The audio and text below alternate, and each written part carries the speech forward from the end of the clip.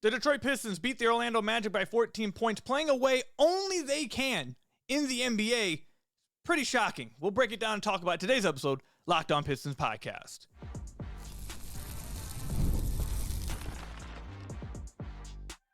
You are Locked On Pistons, your daily Detroit Pistons podcast, part of the Locked On Podcast Network, your team every day.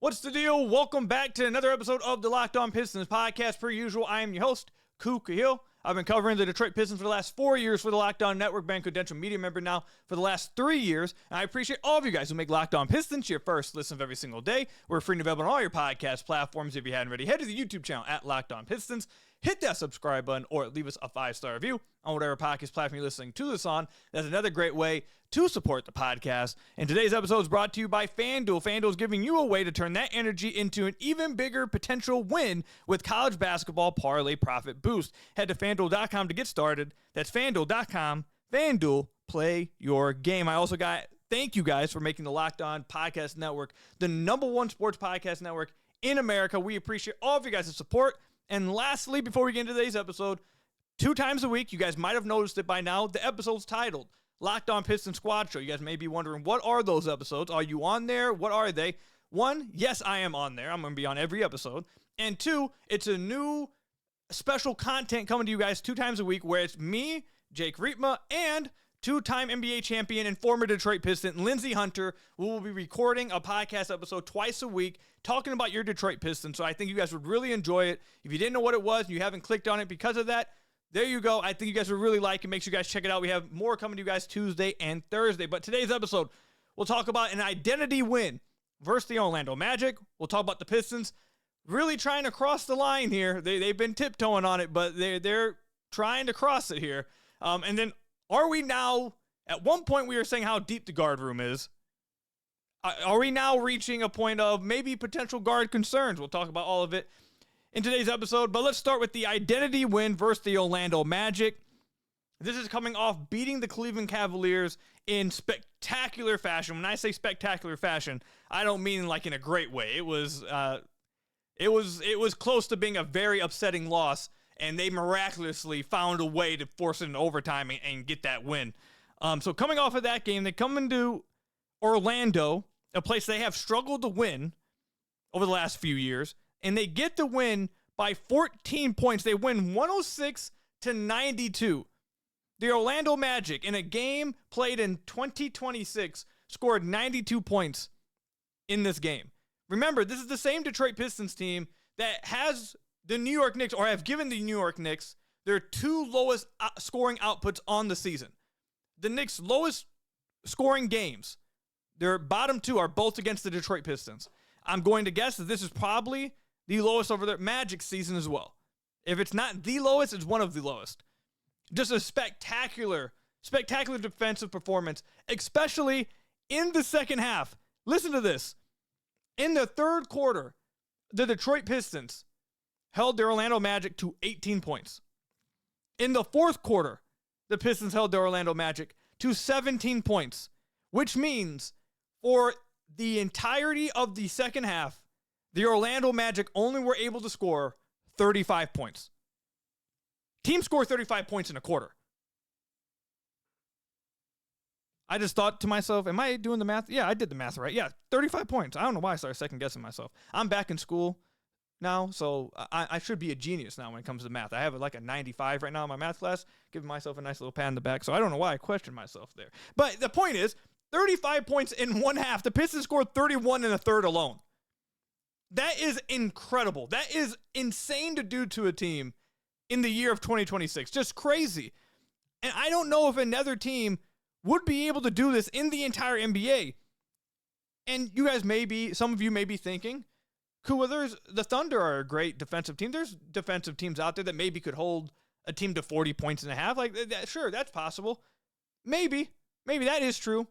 But could a team win a game by 14 points, and in that same game, you go 1 of 18 from 3 in one half, and for the totality of the game, you go 4 of 30?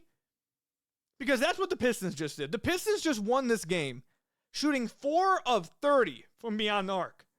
They shot 13.3% from three. I don't know if there's another team in the NBA that would be able to do that. I mean, that's just shocking. That is absolutely shocking. And later on, we'll talk about whether they're trying to cross the line with this whole three-point thing. We'll break it down. But just on one end, I see how some people could be discouraged. We'll talk about it. On one end, you can see how people maybe are discouraged by that. But then on the other end, you could absolutely see how someone looks at this and says, dude, you're able to win by double-digit points in a game that you shoot 13% from deep. Mind you, we all know that the Detroit Pistons are not the greatest three-point shooting team. But if they just simply shot their average on the season, around 33, 34%, they beat Orlando by 20+, maybe even 30+. But they were still able to beat them by 14 points when shooting 20% below their average from three and 4 total threes made. What other team would be able to beat a team by that type of margin playing that type of way? So again, later on, we'll talk about how it's not something you really want to do over and over. But the other way to look at this is the Pistons they're not the greatest three-point shooting team. They are not going to shoot 10% every game. They are not going to shoot 20% every game. If they can just shoot their average, shoot 30%, 31, 32, 33% from three, they will probably beat you by 10+ points. Like, that's where we're at with this team. Like, I said this on, I forget whose podcast I said this on, weeks, maybe even like a month or 2 months ago. But the Pistons have gotten to the point where if they don't hit a ton of threes, if they shoot even below their average, so not just like league average where people are like, oh, they don't need to shoot threes. No, I'm saying when they don't even hit their average, what their season, what they are expecting themselves to hit, which is already low, if they don't hit that, they might be able to beat you still by a few points. They might lose, but they might also still be able to beat you by a few points. Some teams do that. They're getting blown out. It's over. It's GG. The game's done. They shoot that, the Pistons might beat you by a few points. You might get them. But if they shoot their average, they're just blowing you out. That's how good their defense is at creating opportunities for them, that if you do catch the Pistons on a night where they just simply shoot 34% from deep, they will just destroy you. And we've seen that in all the Knicks matchups, basically. The Pistons shoot good from three, and you just have no chance. It's just over with. You're not going to score enough against them. And if they're scoring in the half court, especially making threes, you have no chance. You're just done. So that's the way I more so want to look at this. Like, as in the Pistons will not shoot this bad over and over. And the fact that they can still beat a team by double digits when they do shoot this bad lets you know that when they do just simply shoot average, they destroy teams.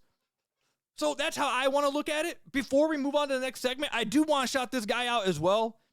I mean, there's a few guys we could really talk about here. But I think me saying that there's a few other guys we could talk about here gives me an idea, or it kind of not gives me an idea. It kind of gives you guys the perspective in which I was looking at this topic we're about to hit right here. And I wanted to talk about Cade.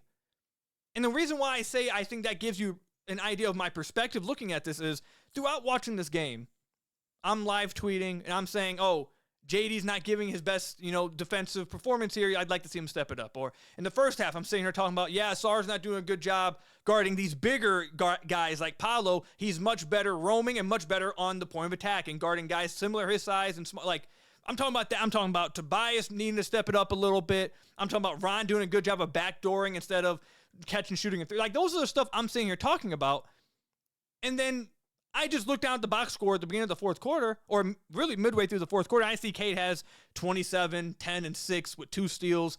And I'm like, okay. And I put my phone back down, and then I realized we really should not let it get to the point where we're just like dismissive or just kind of ignoring that Cade just has games where he scores 29 points, 11 assists, gets active on the boards, and also, by the way, plays incredible defense in the second half. They switched the matchup from Ausar to Cade in the second half, which was, thank God they did that. I really don't understand why they started Ausar on Paolo. That's not a matchup he's ever, guys like that is not someone Ausar is good at guarding. So I'm a little confused why they did it to begin with. And it wasn't just Cade in the second half. Tobias had fair share of possessions guarding, but Cade did too.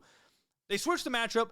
Cade has a bunch of impactful defensive reps on Paolo, including forcing a back court violation on him, all the while being the Pistons' only offense, really. I mean, Tobias had a good game. Let me not disrespect him. Tobias did have a good game. But being their engine offensively in a game where your teammates can't hit a three for their life, they couldn't throw a rock into the ocean, and Cade just is like, you know what, well, I'll carry us just enough offensively. You guys don't have it tonight, that's fine. I'll do what I can offensively for us. I'll carry us there. And also, don't let that make you think that on the defensive end, I'm going to let you guys just do it because you guys aren't hitting threes tonight. No, I'm still going to help you guys in that end too. And not only am I going to help you guys in that end, I'm going to make impactful plays to not just make it easier for me on the other end, but to get you guys easy buckets as well. There's just not many players in the NBA who are capable of being the engine, the lead maestro, the magician for your team in the half court, this high usage guy that also is able to help you on the glass and is also able to help you on defense as a weak side rim protector. He'll take on guarding the other team's best player. Like, there's not many players that are able to do it. So while we can talk about these other guys and all these other players, and I will, you guys know how I am, I'm going to talk about all these other tiny details and all this other stuff. That's what I do. But I did find myself in the fourth quarter when I put my phone down saying, Cade has 27-10. Why am I acting like this is just whatever game? Like, why am I acting like this is just, okay, whatever. He didn't score 40. Here's what it is. Like, the fact that we've gotten to a point where this game is just, like, expected from Cade just shows you where he is at in the NBA hierarchy. He is a superstar, and he's a unique superstar as well. Pistons are lucky to have him. We're all lucky to get to watch him every single night. He's fantastic. He's just incredible. I wanted, honestly, to end the segment when I first was ready to hit record, talking about Asar's defense and how Tobias was able to step up as an offensive scoring option in this game. But I know that Cade's arrived, but that shouldn't stop us from talking about him and recognizing what he's doing. He's been incredible all year, and he was incredible in this game as well. He's just a fantastic basketball player. Just a fantastic basketball player. Coming up, though, we will discuss the three-point shooting with the Detroit Pistons and why the Pistons, they've been tiptoeing. They've been tiptoeing the line all year. But they're very much crossing it now. They need to be a little careful here. We'll talk about what I mean with that coming up. This episode is brought to you by BetterHelp. Convenient, flexible, online therapy. Visit BetterHelp.com/LockedOnNBA. I have a lot of people in my life that are always there for me. Obviously, my wife is there for me every single moment of my life. My family is there for me. My mom, my dad, my brothers and sisters. I have a lot of close friends that are always there for me. But everyone, there's only so much each person can do for each other. Everyone is carrying their own things in life and dealing with so many things. To expect any one person in your life to have to be there for you every single time and be able to fix everything with you and help you every single time is unfair to the both of you. And that's why therapy is there for you, to help you out anytime you're dealing with anything you're struggling dealing with. It's there for you, and BetterHelp is there for you. Convenient, flexible, and it's online. You can switch therapists at any given moment if you're not clicking with the therapist online. It's right there for you. I know therapy has helped me at numerous times throughout my life. Like I said, my wife is always there for me. My friends are always there for me. But sometimes you just need to go talk. You need to go talk with a therapist, and it helps. And it's helped me a ton numerous times in my life, and BetterHelp can help each and every one of you as well. Your emotional well-being matters. Find support and feel lighter in therapy. Sign up and get 10% off at BetterHelp.com/LockedOnNBA. That's better, HELP.com/LockedOnNBA for convenient, flexible, online therapy with BetterHelp. So I want to thank you guys again for making Locked On Pistons your first listen of every single day. We are free and available on all your podcast platforms. If you haven't already, head to the YouTube channel at Locked On Pistons. Hit that subscribe button or leave us a 5-star review on whatever podcast platform you're listening to this on. That's another great way to support the podcast. And also, if you want to get ad-free episodes of Locked On Pistons and also join the Locked On Pistons Discord server where you can also get access to every other Locked On insert your team, a team that maybe you're interested in, their community joining, you get access to their Discord server as well. If you join the Everydayer Club, you can go check it out on LockedOnPodcast.com/Everydayer Club, or you can hit the link in the description down below to get access and find out more.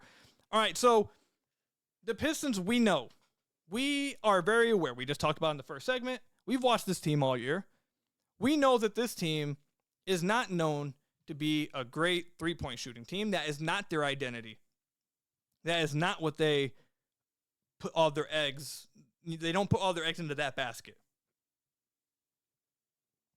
They don't have a ton of great individual three-point shooters on this team. It's really just Duncan Robinson, to be honest, the one proven elite shooter on the team, consistent one. It's really just Duncan. And despite that, they've been first in the East for a very long time. They've been one of the best teams in the NBA for a very long time. They are showing that for this specific team, they do not need to be a high-volume three-point shooting team. We have seen evidence of that all year long, and the sample has proven to us that they are correct. With that said, by doing that, by going that route with your team building, by going that route with your identity, by going that route with your game plan in each and every single game, you are tiptoeing a line. The Pistons have shown that you can tiptoe this line and be successful all year. But in 2026, when that is what you want to do, you are forever, every single game, all throughout the year, you are tiptoeing a line. Because if you cross that line consistently, you will not have sustained winning, especially in the playoffs. And the Pistons have done a good job of tiptoeing that line, of not going too far in the other direction, going too far into the 1980s and 1990s. But over the last, really since the All-Star break, they have basically not only crossed the line, they walked on it, they danced on it, they took 10 steps past it, they've stomped on it, they've done everything. They've done everything with that line, except stay away from it. They have done everything. The last 5 games, the Pistons are shooting 26.2% from deep.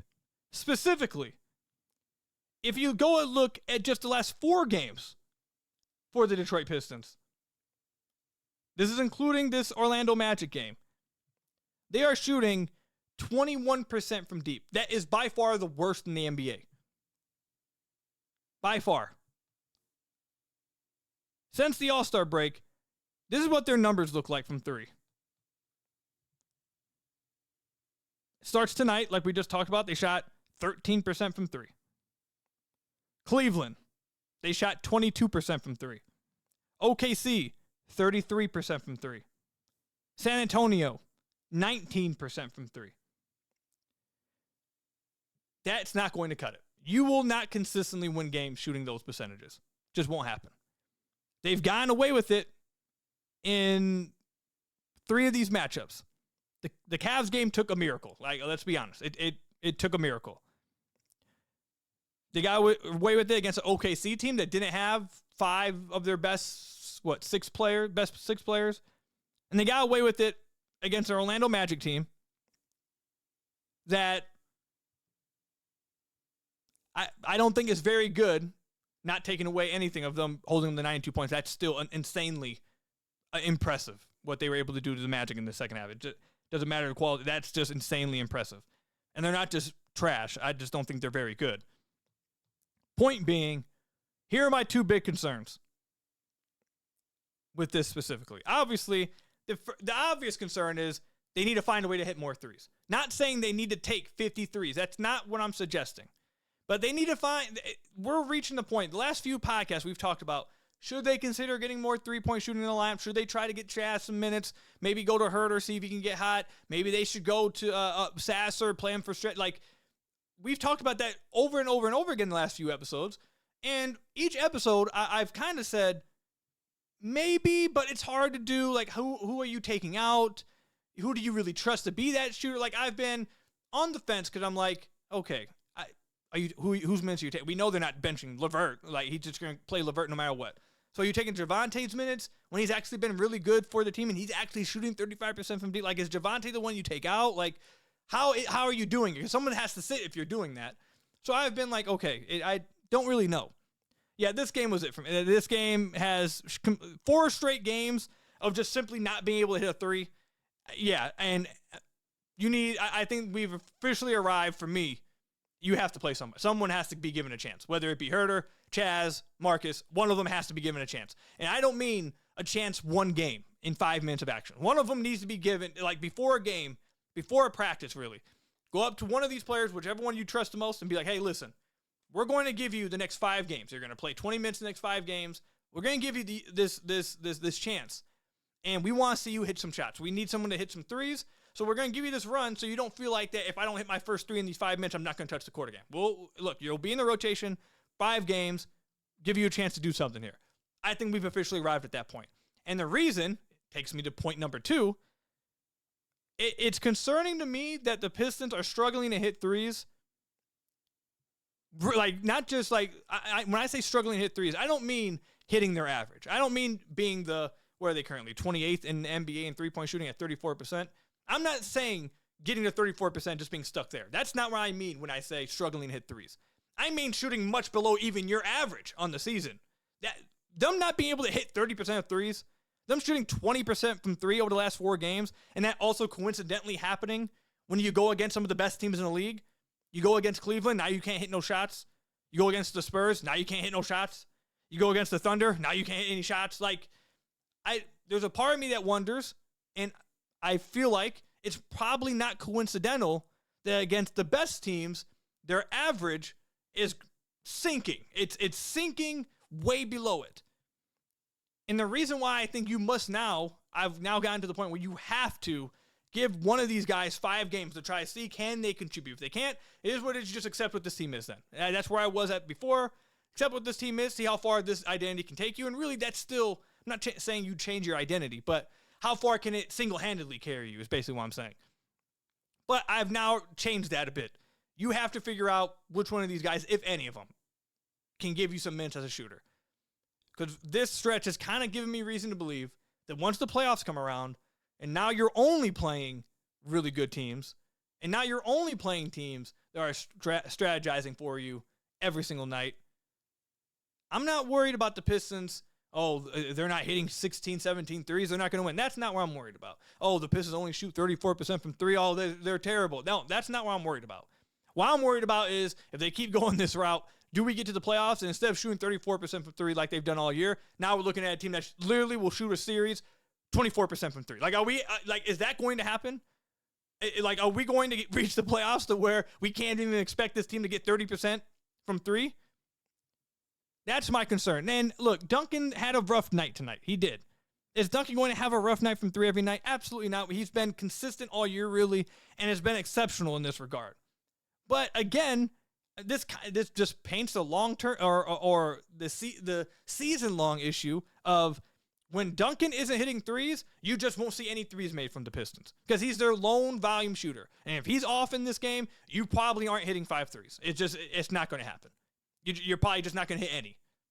So the fact that it's not just the fact that it's happened. I know it's a small sample size. I get all that. It's more so the fact that this is directly happening against the teams that have really good defenses and are also on the same level as the Pistons. They have to be able to at least shoot 30%. They have to at least be able to hit 32% from threes. At that point, you're tiptoeing the line, and you can win with your identity. When you're struggling to get to 25%, and maybe it's because of quicker closeouts against better teams, less quality shots being allowed against bad teams, the fact that they're forcing all the threes to come from Ron Holland every possession, like that, or when he's on the floor, if that's what it is, you have to find some kind of solution. You need to try to give these guys a chance because that will not work in the playoffs. That is the recipe for taking 20 steps past the line and being a disappointment in the playoffs. That's my big concern. So I think JB needs to consider giving Huerter, Sasser, or Chaz a chance here. One of them needs to be given a chance. And again, like I said, if none of them are able to capture it, then you just accept what this team is and see how far it can take you. That's fine too, if that's what it is. Well, at the end of the day, this season is going to be a success, really, unless it's a first-round blowout or something, which I don't think is even possible. This season will be a success no matter what. So if that's what it ends up being, then it is what it is. But you should at least try. They need to at least see, can we fit someone else in here and can they help us? Because this is concerning. This is, like I said in the first segment, there's a positive way of looking at this. Hey, if they just shoot their average, they'll blow these teams out. That's true.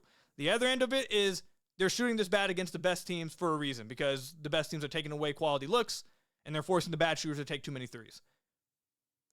They at least try. At least try, JB. Give some of these guys a chance for just 5 games. See what they can give you. Let me know what you guys think. Comment section down below or over on Twitter at Khahil. Coming up, do the Pistons or are the Pistons running into potential, we're not there yet, I don't think, but are we seeing potential guard concerns with their bench? We'll talk about it coming up. College basketball is nonstop, big games, tight spreads, momentum swings every single night. From early tip-offs to late-night West Coast shootouts, there's always action on the board. And now FanDuel is giving you a way to earn that energy, or turn that energy, into an even bigger payout and potential wins with college basketball parlay profit boost. Look at odds around your team. If they are in season, then you can apply the profit boost and instantly bump up the potential payout. You can mix spreads, totals, and player props to match how you see the slate playing out. Go safe, go bold, ride with the team you've been following all season. It's your parlay, your style, now with more upside behind it. Head to FanDuel.com to get started today. That's FanDuel.com. FanDuel, play your game again at FanDuel.com. Then I've got to tell you about another one of our sponsors, if this will come up for us. Indeed, workplace chaos, deadline stacking up, inboxes overflowing, and the one position you have yet to fill still sitting open. When the pressure's on, you need the right hire. This is a job for Sponsored Jobs. Indeed, Sponsored Jobs helps you reach the people who actually fit what you're looking for: skills, experience, location. So you're not just hoping the right candidate stumbles across your post. And here's a stat that says it all. In the minute I've been talking to you, companies like yours have made 27 hires on Indeed, according to Indeed data worldwide. So if you're hiring, spend less time searching and more time interviewing candidates who check all your boxes with Indeed Sponsored Jobs. Spend less time searching and more time actually interviewing candidates who check all your boxes. Less stress, less time, more results. When you need the right person to cut through the chaos, this is a job for Indeed Sponsored Jobs. And listeners of this show will get $75 sponsored job credit to help get your job the premium status it deserves at Indeed.com/podcast. Just go to Indeed.com/podcast right now and support our show by saying you heard about Indeed on this podcast. Indeed.com/podcast. Terms and conditions apply. Need to hire. This is a job for Indeed Sponsored Jobs. So I want to thank you guys again for making Locked On Pistons your first listen of every single day. We are free and available on all your podcast platforms. If you haven't already, head to the YouTube channel at Locked On Pistons. Hit that subscribe button or leave us a 5-star review on whatever podcast platform you're listening to this on. That's another great way to support the podcast. The Pistons might have some concerns with their backcourt depth at this point. Or they might have some concerns about some of the players they are playing in their backup guard roles. Because as of late, it has not looked very good. We'll start with Caris LeVert, who it just hasn't looked good for all season long, really. And this, you guys remember, people who are listeners of the podcast going all the way back to the summer, will remember that when they signed Caris LeVert, I was very much against this. I was very much pessimistic. I did not like the signing. I was not with this one. And something I brought up was he had been for a decade one of the most inefficient volume scorers in the entire NBA. From his rookie season till 2023-2024, true shooting numbers looked like 52, 50, 51, 53, 52, 53, 53, 52. So not good. Now, he had a season last year with Cleveland and Atlanta that had him at a 58 true shooting. He started taking more threes instead of those long twos. And he started to play a little bit more defensively. So it was like, look, this long sample size is telling me that he's not an efficient player. He's probably not going to be great. However, last season's sample tells you maybe he changed his game. Maybe he's improved. And if that's the player you're getting, then maybe he actually will be worth it. Yeah, he's the same player.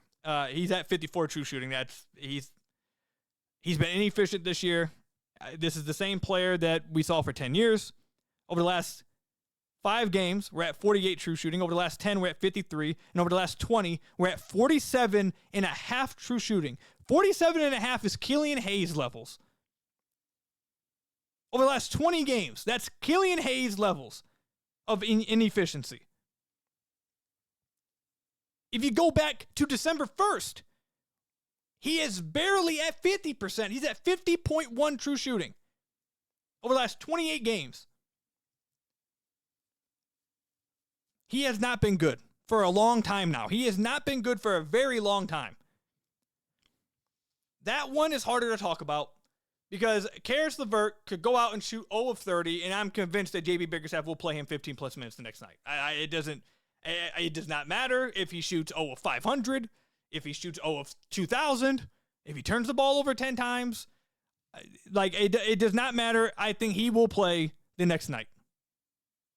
So it's kind of tough to talk about should they make a change there, because a change ain't coming. It's not coming. Lastly, the last thing I want to say LeVert too, because my defense of him early on, because early on in the season, I try to give everybody a chance. And early on in the season, one of the things I try to do is, okay, let's watch what the coaching staff is doing. Why are they doing it?